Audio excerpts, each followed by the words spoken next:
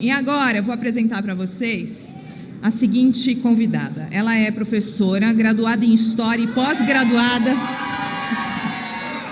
pós-graduada em Literatura Portuguesa. Ela é a deputada mais jovem de Santa Catarina, autora do livro Feminismo, Perversão e Subversão, também apoiadora do programa Escola Sem Partido. Com vocês, Ana Campagnolo.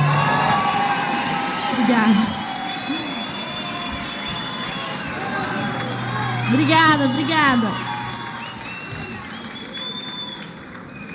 A última vez que gritaram meu nome assim foi me xingando. Não sei nem o que eu faço.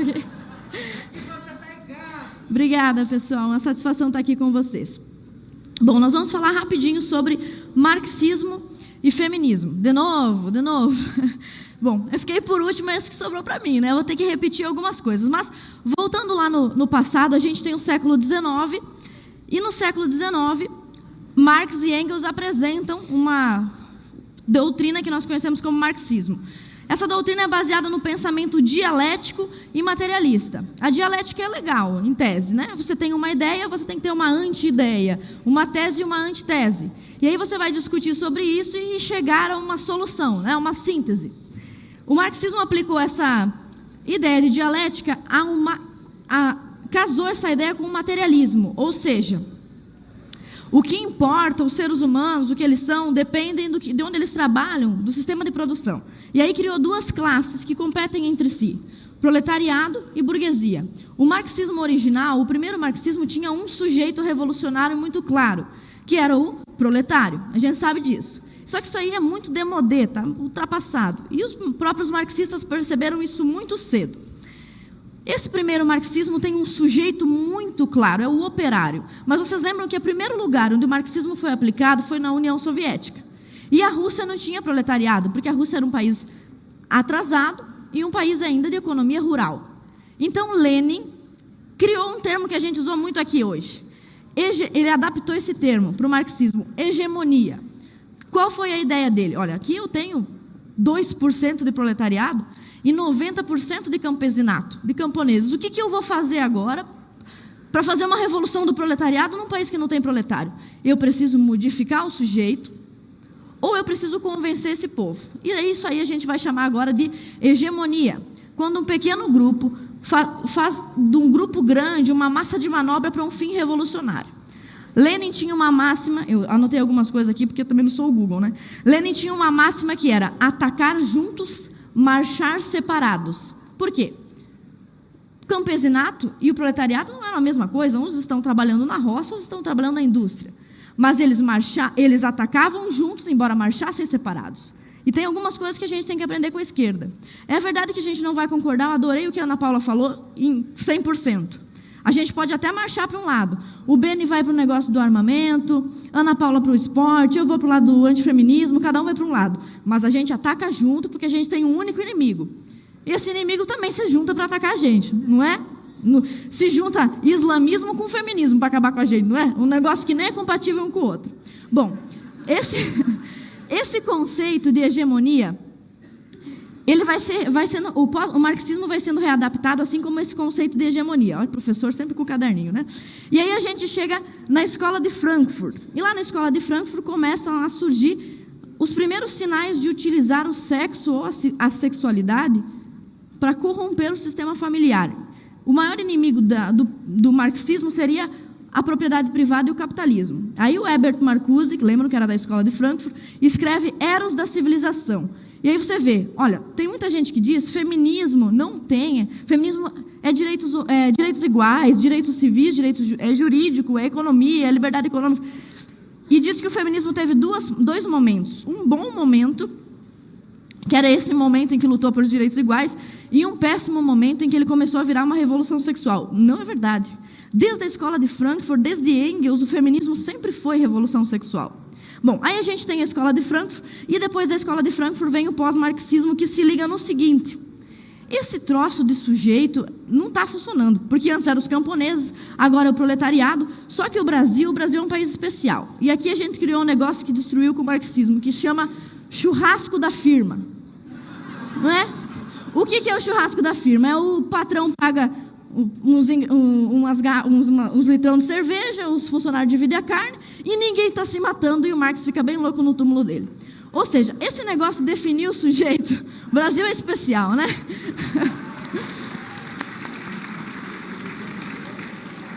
Esse negócio de dividir, de delimitar um sujeito não estava funcionando.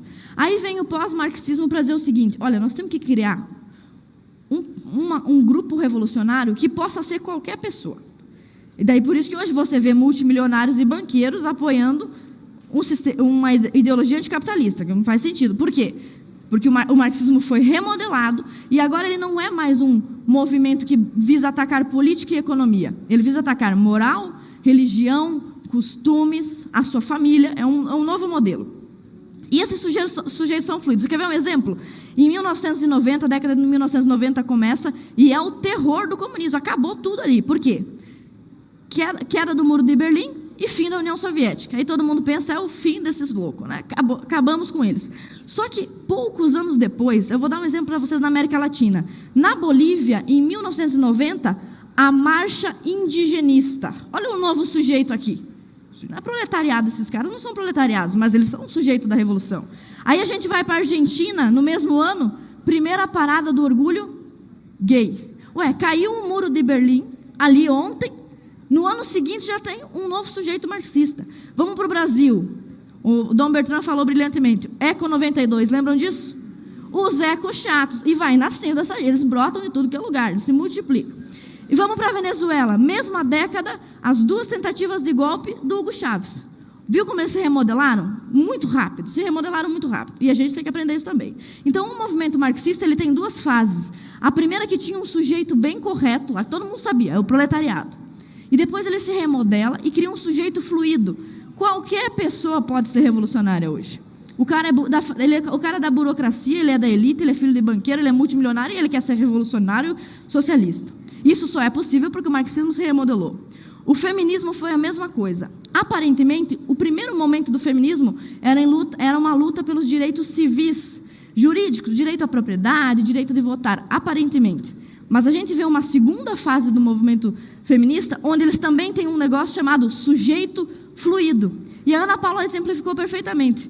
Hoje, nós, mulheres conservadoras, temos que discutir os nossos interesses de mulher com um homem feminista.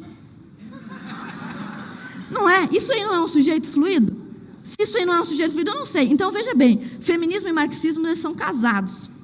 Eles vivem juntos, e inclusive as suas fases se parecem. Se nós formos falar, por exemplo, da primeira onda do movimento feminista, que começou lá em 1790, junto com a Revolução Francesa, ou seja, não presta, né? Tudo que vem junto com a Revolução Francesa não presta. E o movimento feminista surge nesse contexto. A primeira feminista, Mary Wollstonecraft, escreveu um livro chamado Reivindicações dos Direitos das Mulheres. Aparentemente, ela só queria que as mulheres pudessem estudar ou trabalhar. Mas no livro dela, em 1790, ela defendia que homens e mulheres, meninos e meninas, se fossem educados da mesma forma em uma escola pública, obrigatória, compulsória, seriam iguais. Isso é verdade? Não. Esse feminismo é de que onda? Primeira onda. Então já tinha gente mentindo na primeira onda. Não é verdade que o feminismo se estragou depois, tá? Já tinha gente mentindo na primeira onda. Aí a gente vai para a França. Lá na França a gente tem Olympe de Gouges. Ela era da mesma época da Mary Wollstonecraft. A Olympe de Gouges foi guilhotinada pelo Robespierre. Quem era Robespierre? O líder do governo do terror, que se tem esse nome de governo terror só pode ser de esquerda. Então, os revolucionários de esquerda foram os responsáveis pelo assassinato da primeira feminista na França. Então, vem me dizer que a esquerda se preocupa com as mulheres. A esquerda se preocupa com revolução. E ela manipula o sujeito que for preciso, inclusive a mãe dele, se ele puder fazer a revolução usando aquele instrumento. E as mulheres são mais um instrumento da revolução marxista. Eles vão usar o indígena, o negro, o homossexual. Se não der nada certo, daqui a pouco eles vão usar o homem branco. Não sei que justificativa eles vão achar para isso. Mas eles vão usar um sujeito. Então, você vê, nós temos nessa época, em 1790, duas revoluções. Revolução Americana e Revolução Francesa, que a gente pode chamar de iluminismo de direita e iluminismo de esquerda. Onde tinha iluminismo de direita, que somos nós, é nós, onde tinha iluminismo de direita, as mulheres começaram a ser defendidas pelos homens, como, por exemplo, John Stuart Mill. John Stuart Mill escreveu um livro chamado A Sujeição das Mulheres e defendia as mulheres. Onde tinha iluminismo de esquerda, França, Revolução Francesa, as mulheres eram guilhotinadas. Na mesma época, na Revolução Francesa, surge um cara chamado Marquês de Sade. Já ouviram falar dele? Marquês de Sade era o profeta. Tomara que não tenha crianças nos assistindo. Marquês de Sade era o profeta da masturbação, da pornografia e da misoginia. E ele é um dos grandes pais da Revolução Francesa, um mentor da revolução sexual, que começa já na primeira onda. Então o pessoal vem dizer não, o feminismo era bom antes, nós precisávamos do feminismo. Não. Agora eu vou citar para vocês Mises, os liberais vão gostar disso. O Mises, em 1922, que ele também dava uma de Olavo, às vezes profetizava as coisas, em 1922 ele disse: o movimento feminista vai ser bom enquanto ele defender interesses jurídicos e civis igualitários. Só que isso aí também não é feminismo. Isso aí é liberalismo. Então nós não precisávamos do feminismo porque nós tínhamos o liberalismo. Não precisávamos dele. E ainda o Mises vai além. Ele diz o seguinte: mas se o movimento feminista, olha a profecia, 1920, se o movimento feminista parar de lutar por direitos iguais e começar a contestar a natureza humana, então ele não será mais liberalismo, ele será socialismo. Socialismo é, em tese, contestar a natureza humana. Por exemplo, toda vez que você fala com um teórico socialista, ele quer construir uma nova humanidade, um novo mundo, um novo ser humano. Na linguagem de Hitler e de Stalin, o novo homem. Vocês lembram disso, né? Aprenderam isso no segundo ano do ensino médio. Então, o novo homem é a ideia do marxismo, do socialismo. E a nova mulher, que é não sei o quê, fluida, é a ideia do feminismo.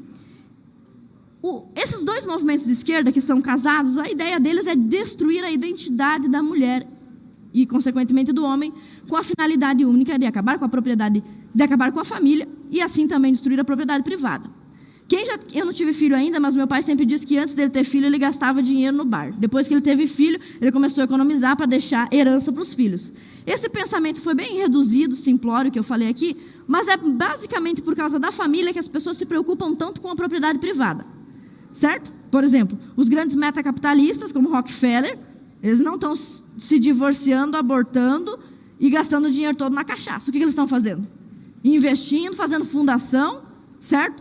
Então, vamos lá. Isso aí foi a primeira onda. Aí a gente começa a segunda onda do movimento feminista. Aí descarrilha de vez. Nesse ponto, todo mundo admite, há consenso sobre isso. Todo mundo fala, olha, o feminismo ficou ruim a partir da segunda onda. É porque era tão ruim mesmo que não dá para negar que era ruim. Eu acho que eu estou dando trabalho para aquela moça, porque eu falo muito rápido, né? Perdão. Desculpa.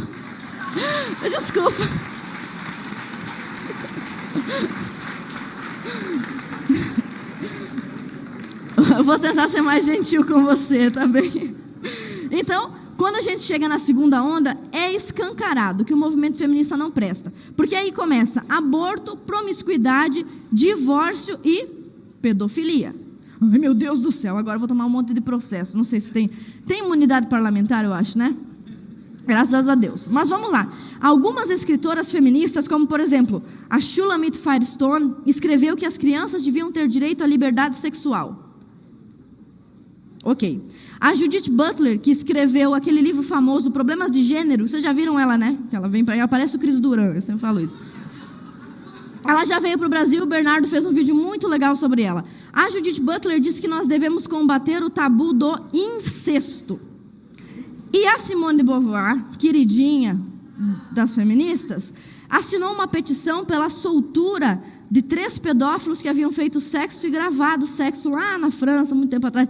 E se não me falha a memória, os caras eram muçulmanos, e ela foi em defesa deles para que eles fossem liberados, porque as crianças têm direito também ao prazer sexual. Esse assunto é muito, muito delicado, é chato falar sobre isso, mas existe sim, vocês viram. A Damares também falou um pouco sobre a erotização infantil. E não é tudo que nós, políticos, podemos resolver. Aliás, a gente não consegue resolver quase nada. Mas vocês, por isso que nós precisamos de vocês. Porque as ideias precisam se espalhar. Elas têm que se espalhar como vírus. E essa daqui, a ideia de que parte do movimento feminista tem na sua literatura clássica textos que favorecem a pedofilia, é uma ideia que tem que se espalhar. Isso aqui tem que se espalhar. Mas tem algumas coisas que nós podemos fazer. Eu, por exemplo, lá na Assembleia Legislativa, apresentei o projeto de lei 0302.1/2019, intitulado Infância Sem Pornografia. Foi a única coisa que eu consegui pensar e que não era inconstitucional, porque tudo é inconstitucional.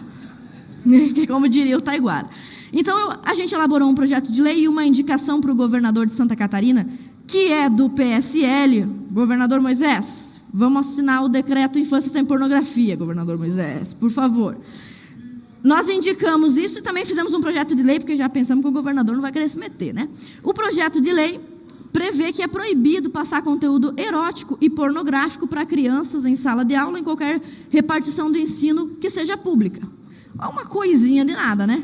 Mas é o que dá para fazer. E por isso que esse pouco que a gente faz aqui precisa ser reforçado pelo que vocês podem fazer aí. E o que vocês podem fazer aí é cultura e é espalhar ideias.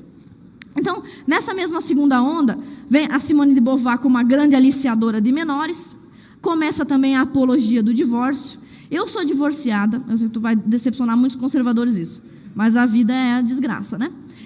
E eu quero dizer uma coisa para vocês, não existe sofrimento maior na vida de uma mulher, e não sei, não de um homem, que eu acho que também, porque eles se perdem, botam todas as coisas dele dentro de umas caixas e ficam por aí bebendo, acho que deve ser ruim para eles também. Mas não existe sofrimento pior, a não ser perder um filho para uma mulher que se casou do que o divórcio. Divórcio não é conquista feminista, divórcio é uma desgraça. Divórcio já...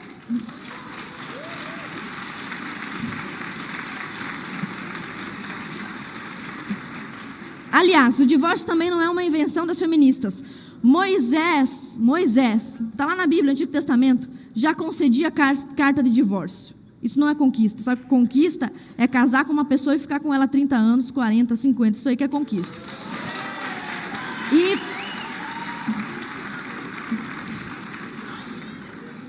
Aí a gente vai para a terceira onda. Aí começa a terceira onda, aí descarrilha de vez. Lembra do sujeito fluido do marxismo? Para a gente fazer a revolução marxista, não dá para a gente delimitar um sujeito, porque os proletariados estão no churrasco da firma, eles não querem saber. Então a gente vai ter que criar um novo sujeito, qualquer um que quiser, indigenista, MST, comunidade LGBT, vai todo mundo aqui para a revolução. O feminismo também começou o seguinte: primeiro ele defendia as mulheres. Agora não defende mais, porque não está dando conta, porque tem nós é mulher conservadora, nós gostamos de homem. Olha, se tem uma coisa mais bonita...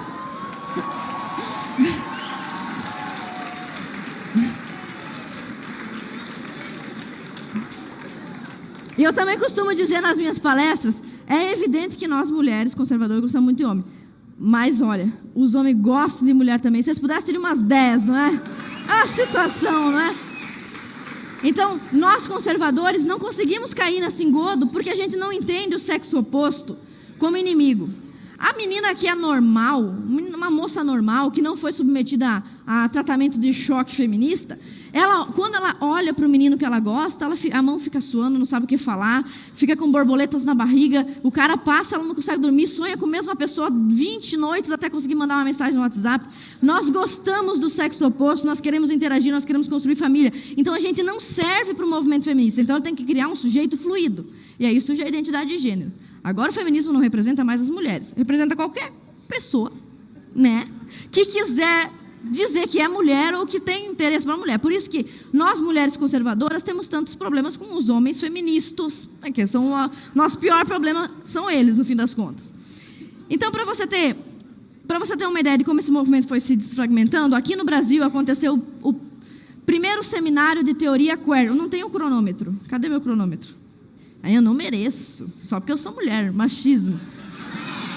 Não tem cronômetro para mim. Olha só. No primeiro ou no segundo seminário de teoria queer, cujo objetivo era subversão de identidades, por isso que esse nome está no meu livro, no título do meu livro, Feminismo, Perversão e Subversão. Neste seminário que aconteceu aqui no Brasil, ou seja, nós já estamos atrasados, porque nós estamos aqui tentando rebater eles, já estamos com um seminário queer aqui faz tempo. Nesse seminário, uma feminista chamada Berenice Bento disse: não existe mulher, nós não defendemos mulher, nós usamos esse termo apenas para angariar um sujeito revolucionário para a nossa causa. Ela disse isso, Berenice Bento disse isso, Monique Wittig disse isso, e outras... Aliás, quando Simone de Beauvoir disse não se nasce mulher, torna-se, Ela estava dizendo que você que nasceu mulher pode ser que não venha se tornar uma, e que outro que não nasceu pode ser que se torne. Então, a terceira onda e o caminho, a derrocada do movimento feminista é, no fim das contas, a ideologia de gênero. Só que não funciona. Você sabe a tia do Zap? É a nossa mãe, é a avó, é a tia que faz o assado do Natal, né? Que hoje não tem mais, porque as mulheres não sabem mais cozinhar. Então é sempre uma tia, uma avó. Essas pessoas, se você for explicar para elas, olha só, tia Neide, você sabia que tem uma teoria de subversão das identidades que diz que não existe mulher? Ela vai, tá bom, passa ali a maionese, não dá nem aí para você. Essa ideia ela é péssima, ela é horrível, então ela não vai passar. Não vai passar. E o movimento feminista sabe que ela não vai passar. Então, por isso, eles precisam criar estratégias, formas mais sutis de se embrenhar na cultura. E agora eu vou falar para vocês 3 exemplos para encerrar a palestra, de 3 coisas absurdas que acontecem na vida prática e política do nosso país e mundo afora, e que representam as teorias mais loucas do movimento esquerdista. Monique Wittig, por exemplo, é uma francesa. Não quero dizer que tem alguma coisa a ver com a Revolução Francesa ter sido uma droga, essa quantidade de francês que escreve essa coisa ruim. Não tem nada a ver uma coisa com a outra. Mas a Monique Wittig, que é francesa, ela pretendia acabar com a heteronormatividade. O objetivo dela, o foco da vida dela, é acabar com relações heteronormativas. Em consequência, acabar com a família. Lembrando que em 1885, Engels publicou um livro chamado A Origem da Propriedade Privada, da Família e do Estado, ou o contrário. Nesse livro, já em 1885, ele já dizia isso. Para acabar com o capital, eu preciso acabar com a família. Ok, a Monique Wittig, com essas ideias muito loucas dela de acabar com a heteronormatividade, vocês viram que acabar com a heteronormatividade estava num documento do governo. Essas coisas que as feministas pensam, essas loucuras, elas sempre estão antes na literatura e depois elas vão para a política. Sempre tem gente que vai lá no meu Instagram, lá nas minhas redes sociais, reclamar. Por que você não vai trabalhar, vai fazer uns projetos de lei, em vez de ficar escrevendo livro? Aliás, hoje é o dia da leitura. Então, para todo mundo que não foi alfabetizado no método Paulo Freire, vai conseguir ler, parabéns para todos vocês. Vamos lá. A gente já está acabando. Para terminar com o conceito de mulher e de heteronormatividade, a Monique Wittig, que é Pinel, ela tem 2 ideias principais. A primeira é um padrão lésbico, ou o lesbianismo por adesão. Nada contra lésbicas e homossexuais, a não ser por fatores religiosos e morais, nada contra. Mas a lésbica, ela tem atração sexual para uma pessoa do mesmo sexo e ela vai viver a sua vida assim. A Monique Wittig não está falando sobre isso, pessoas que têm atração. Ela está dizendo que nós temos que adotar um lesbianismo político. As mulheres, por questões políticas, não vão mais se relacionar com homem, só vai se relacionar mulher com mulher, porque sim. Não sei por quê, não consigo entender, mas porque sim. Para acabar com o padrão. E a segunda estratégia dela é destruir a linguagem. A Ana anteriormente falou aqui que a biologia não é de esquerda nem de direita. Mas, sim, para o movimento feminista, a biologia é machista. E a Monique Wittig vai além. A Monique Wittig diz que o idioma é machista. Por isso que agora a gente fala presidenta, né? Ficou muito bonito. E a Monique Wittig propôs o seguinte: nós temos que tirar o O e o A das palavras. Lembraram, né? Já acontece, não acontece? Só que essa bobagem, antes de acontecer, estava no livro da Monique Wittig. Alguns dos senhores já tinham ouvido falar esse nome dessa mulher, Monique Wittig? É por isso que a gente está perdendo, né? Por isso que a gente estava perdendo, né? Porque a gente não se prepara. Tudo, o professor Olavo sempre diz isso. Tudo que a esquerda vai fazer, antes eles colocam numa ata. Não sei por quê. Acho que é porque eles sabem que a gente não vai ler as atas. Só pode ser isso. Mas tudo que eles vão fazer, eles escrevem antes. E a Monique Wittig escreveu: para acabar com o patriarcado, com o capitalismo e com tudo mais que existe, que segundo ela não presta, a gente tem que trocar o A e o O por X. Aí você fala: queridos, cadê a Paula Marisa? A Paula Marisa tem um canal inteiro no idioma feminista. Queridos, oi, amigas, deputadas, pode ser um X ou um E. Olha, isso já está acontecendo. Eu trouxe 3 manchetes aqui. Professores do Colégio Pedro II adotam o termo alunos, eu vou falar alunes, para se referir a estudantes sem gênero. Isso aqui é de 2015, a gente já está quantos anos atrasado? Se fosse a Dilma, eu não saberia fazer essa conta. Mas olha só, a gente já está atrasado. Em 2015, as ideias da Monique Wittig já estavam sendo aplicadas. E por que ela quer fazer isso? Por que ela quer trocar uma letra por um X? Quer trocar um A por um X? Para destruir a sua família. Ah, mas não tem nada a ver. Tem. Não é teoria da conspiração. Vamos lá. Cadê o pessoal de Minas Gerais? Olha só, lá de Minas Gerais. Diretrizes de Educação para Relações de Gênero na Rede Municipal de Educação de Belo Horizonte. Uma notícia também de 2015. Uma cartilha inteira sobre um manual de linguagem não sexista. Eu não sei. Eu estudo isso aqui até hoje não entendi. E nós temos uma terceira notícia. 2018, Universidade Diego Portales do Chile. Nessa universidade, os professores já convencionaram que não é mais erro gramatical você escrever alunos, queridas, gordas, feias, né? Então já virou padrão. Olha, isso aqui estava na literatura, é absurdo. Nós temos um outro caso absurdo, que é o do Jordan Peterson, vocês lembram dele? Tem livro dele para vender aqui do lado, maravilhoso. O professor Jordan Peterson foi perseguido até o limite, porque ele se negou a usar termos de gênero neutro, que no Canadá estavam sendo impostos por normativa. Ou seja, eu estou vendo que é uma mulher. Uma coisa é você proibir o cidadão, até o conservador consegue aceitar isso, proibir o cidadão de falar certas coisas. Tudo bem, sou proibido de falar certas coisas, é justo. Por exemplo, é proibido fazer um comentário racista, ok. Agora, obrigar a pessoa a falar determinada coisa, olha o absurdo disso, é uma total quebra da liberdade. Isso aconteceu no Canadá, e para você ver como isso é de interesse global, a Google e o YouTube bloquearam as contas do Jordan Peterson, porque ele se negou a fazer isso, sem justificativa. Ele simplesmente teve os canais deletados, porque ele não usou gêneros neutros, sem infringir nenhuma norma. Agora vamos para um segundo caso. Olha, é triste o que eu vou falar aqui, e eu vou talvez usar uns palavrões, porque eu não posso fazer nada, não fui eu que escrevi esses livros. Mas é o seguinte, além disso, nós temos o caso do Foucault. Lembram do Foucault? Foucault é velho, antigo já. Ele falava sobre contrassexualidade. Para o Foucault, para a gente destruir a sociedade, não é suficiente a gente fazer coisas que são proibidas. Já ouviram aquela frase, sexo anal contra o capital? É isso. Para o Foucault, não basta fazer o que é proibido. Você tem que criar novas formas de sexualidade. Essa ideia do Foucault foi readaptada pela Beatriz Preciado, que é uma professora universitária da França. Tá, não tenho culpa. Ela escreveu um livro chamado Manifesto Contrassexual. Objetivos dela. Isso aqui é muito absurdo. Tenta explicar para sua avó isso aqui. Você não vai conseguir. Olha o que ela... E as vós são as pessoas que são sábias. Então, se elas não estão entendendo, é porque não funciona. Primeira citação. Inventar excentricidades, ou seja, novidades, novas formas de fazer sexo que subvertam a função do pênis e da vagina. Onde é que eu vou chegar? Vocês vão ver. B. Segunda citação. Jogar na cara dos heterossexuais práticas com fezes, peidos e chuvas douradas de urina. Alguém lembra disso aqui? Que é? Lembra do Bolsonaro perguntando o que é um golden shower? Esse aí é um caso exemplar. Olha, os caras só estão fazendo um golden shower aqui porque o Foucault, lá em 1950, estava escrevendo sobre isso. A gente leu o Foucault? A gente se preparou para isso? Então os caras vão fazer golden shower. É isso que vai acontecer. A gente tem um outro exemplo que é trágico aqui. É trágico. Vocês lembram do evento que aconteceu em maio de 2014? Olha onde aconteceu isso, com o seu dinheiro e com o meu dinheiro. Curso de Produção Cultural da Universidade Federal Fluminense, evento Xereca Satânica. Meu marido disse que vocês iam rir disso. Tá.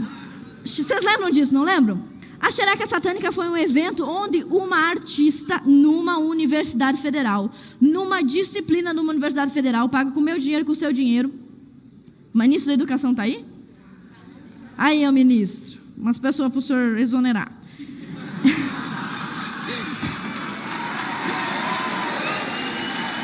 Estou terminando.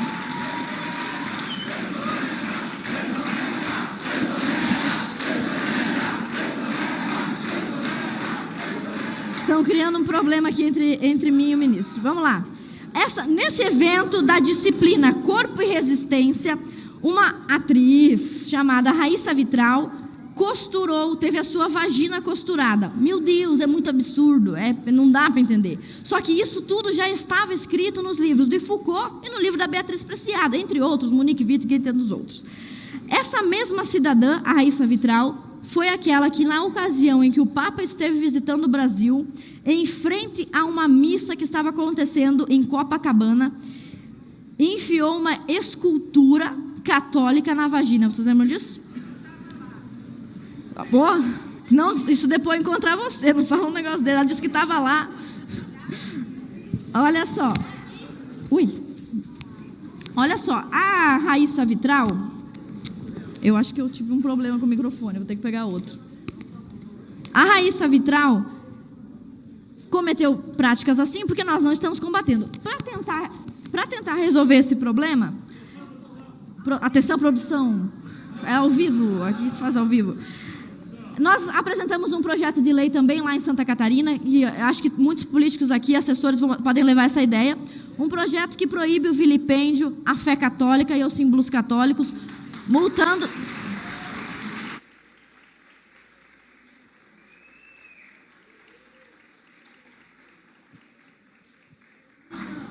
Não me encosta que eu tenho processo. Ó, o assédio. Quer me dar outro microfone?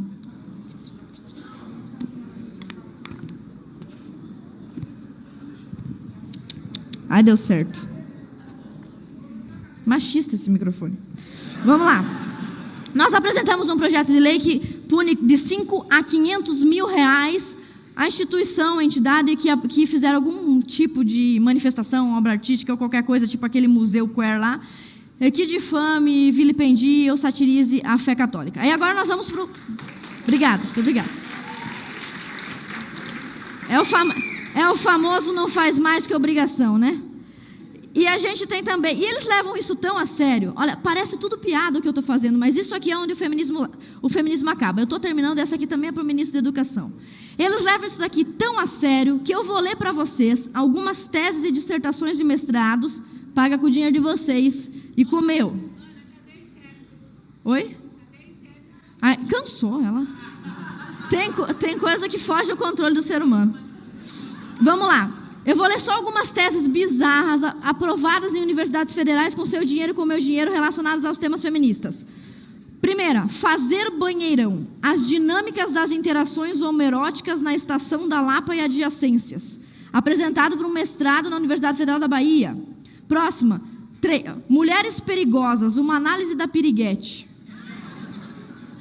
Cabe. Realmente esse é um tema bem feminista. Vamos lá. Próxima tese de mestrado. Azuadinha e tá. Representação sobre a sexualidade e o corpo feminino negro. Próximo. Estou falando? Você não acredita em mim, pelo amor de Deus? Erótica dos signos nos aplicativos de pegação. Processos multissemióticos em performance íntimo especulares de si. É um trabalho sobre o Tinder. Com seu dinheiro, com o meu dinheiro. E aqui tem uma lista de teses, mas isso não vem ao caso. Só queria mostrar para vocês como o movimento feminista leva isso a sério. E agora eu vou terminar. Terceiro exemplo, e o mais chocante de todos, é o seguinte. Entre esses vários textos feministas sobre subverter a prática sexual, teve uma época, pelo menos na minha época, em que meu pai tinha que se preocupar se eu não estava fazendo sexo precocemente ou fora do casamento. Essa era uma preocupação que nós conservadores tínhamos que ter com os nossos jovens, com os nossos filhos. Hoje, se a pessoa estiver fazendo sexo heterossexual, já é uma vitória, né? Não, tá tudo bem, tá ótimo, tá muito bom. E se esse processo sexual envolver um pênis e uma vagina, aí tá ótimo. Aí é muito bom, até merece até uma honra ao mérito. Por que eu digo isso? O movimento feminista, entre outros textos, eu vou ler isso bem rapidinho para você, é uma citação do livro Foucault para Encapuchadas, em espanhol, do coletivo Manada de Lobos. O movimento feminista pretende a renúncia de manter relações sexuais naturalizantes heteronormativas permitindo então a ressignificação e a desconstrução da centralidade do pênis no ato sexual. Ai, que bobagem. Fala isso para tua avó, não vai entender. O que eles querem dizer isso daqui é o seguinte: abolir todo tipo de prática sexual heteronormativa. Em substituição a isso, eles criaram um negócio que vocês vão lembrar, vocês já viram na universidade. Eu sei, eu já sei. Que é a última, 2 minutos. Que é o seguinte: fist fucking ou fisting. É uma categoria de pornografia que o movimento feminista incentiva, que nada mais é do que, desculpa que eu vou dizer aqui, um exercício de usar o punho e enfiá-lo no ânus ou na vagina. Mas, meu Deus, essa doida vem aqui no evento conservador falar esse monte de absurdo. Você achou absurdo, mas eu vou mostrar para você agora. Isso aqui é o chocante. E não vou mostrar isso. Deus me livre. Olha só. O que eu vou mostrar para você agora. Não sou o Jean Willis, gente, vocês me respeitam. O que eu vou mostrar para vocês agora é um livro, leitura obrigatória, ó, Ministro da Educação, da Universidade Federal de Santa Catarina. Se o seu filho, adolescente, 16 anos, 17, jovem, quiser ingressar na Universidade Federal de Santa Catarina, ele vai ter que ler esse livro aqui. Angélica Freitas, O Útero é do Tamanho de um Punho. Agora eu vou ler para os senhores essa lindíssima poesia, que está dentro desse livro, leitura obrigatória para entrar na universidade em Santa Catarina. Era uma vez uma mulher, lembrem, isso está na literatura feminista, publicada há quanto tempo? 10 anos, 20 anos, ninguém fez nada, olha o que acontece. Era uma vez uma mulher que não perdia a chance de enfiar o dedo no ânus, no próprio ou no dos outros. O polegar, o indicador, o médio, o anular ou o mindinho, me lembro do Lula nesse trecho. Sentia-se bem com o mindinho nos outros. Esse aqui é um dos poemas. O outro que o seu filho tem que ler para entrar no vestibular. Um útero é do tamanho de um punho. Num útero cabem capelas. Olha aqui. Isso aqui é para a comunidade católica e no dia do vestibular lá, eu não sei, eu não posso sugerir nada que dá crime. Mas enfim. Cabem bancos, hóstias e crucifixos. Cabem padres de pau murcho. Desculpa, estou lendo que está aqui. Cabem freiras de seios quietos, cabem as senhoras católicas que não usam contraceptivos, cabem... E aí continua. Página 61. Leitura obrigatória na Universidade Federal de Santa Catarina. Ok?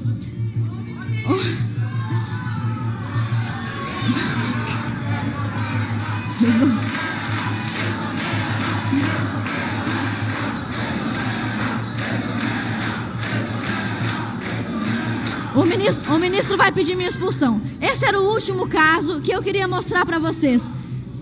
Todo tipo de absurdo feminista, se não for combatido quando ainda é uma semente, vai acabar se tornando prática. E nós, mulheres conservadoras, temos um interesse, que é nos dar bem com os nossos maridos, que não são nossos inimigos. O que acaba com o casamento, e é isso que é o objetivo do feminismo, é a competitividade. E Deus nos colocou mulheres para ajudar nossos maridos e maridos para nos proteger. E é isso, muito obrigada.